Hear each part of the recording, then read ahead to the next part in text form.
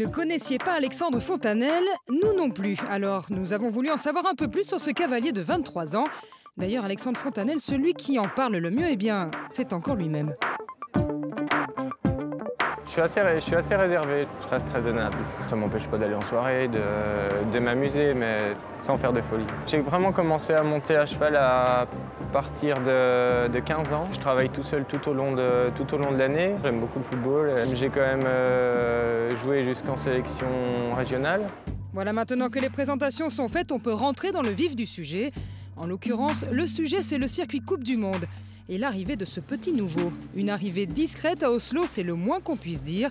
Pour sa première étape, Alexandre ne marque pas vraiment les esprits.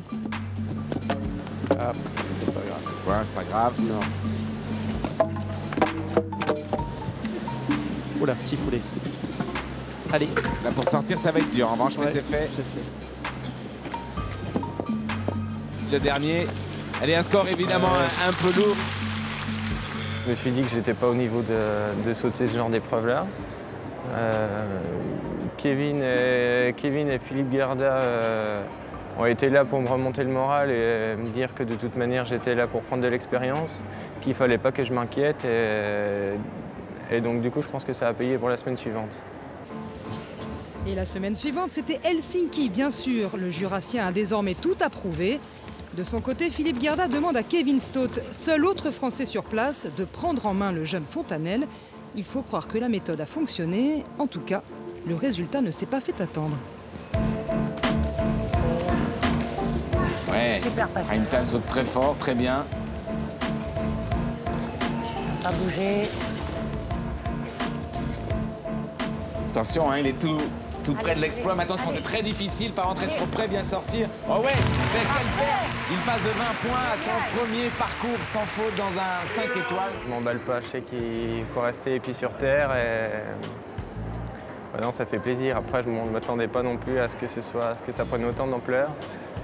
Mais non, je reste raisonnable. Et pour comprendre les coulisses de cette performance, il faut remonter un peu dans l'histoire. Car si Alexandre Fontanelle en est là, c'est avant tout grâce à son grand-père, Raymond, boulanger de profession, passionné de chevaux. C'est vrai que je lui dois beaucoup. Si j'en suis là aujourd'hui, c'est grâce à lui. Et il m'a toujours fait monter des bons poneys, des bons chevaux. Donc non, vraiment, je lui dois beaucoup. Il a l'œil pour acheter les bons chevaux. Ce cheval-là était dans la région, il y avait beaucoup de monde qui voulait l'acheter. Et quand lui, il l'a vu, tout de suite, il l'a acheté, il n'a pas attendu. Le cheval dont parle Alexandre, c'est évidemment Prime Time des Vagues. Son grand-père l'achète à 5 ans à un certain Julien Gonin. Et quand on sait comment ce fils de Diners Time est né, l'histoire devient tout de suite un peu plus singulière. Alors il y a une drôle d'histoire parce que c'est Julien qui... Déjà c'est Julien qui l'a fait naître, donc c'est vrai que ça fait rire beaucoup de gens. Et puis c'est un cheval la mère de ce cheval, il a troqué contre une mobilette. La saillie du père, c'est la famille Moissonnier qui lui ont fait cadeau parce qu'il était allé donner des stages là-bas. Donc voilà, c'est avec ce cheval qu'Alexandre Fontanelle gravit les échelons du haut niveau. Champion d'Europe par équipe jeune cavalier en 2012, il enchaîne alors les 2, 3 et 4 étoiles. Récent 5e du championnat de France Pro Élite à Fontainebleau, il connaît le généreux Hongre par cœur. Elle a un physique assez particulier.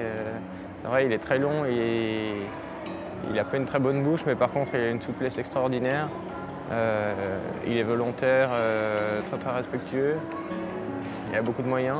Je pense que beaucoup de personnes rêveraient de monter un cheval comme ça. Une complicité qui a donc connu une sorte d'apogée fin octobre à Helsinki. Pour leur deuxième 5 étoiles, le couple accède au barrage. Effacer la contre-performance d'Oslo, Alexandre et Prime Time termineront à la 9e place.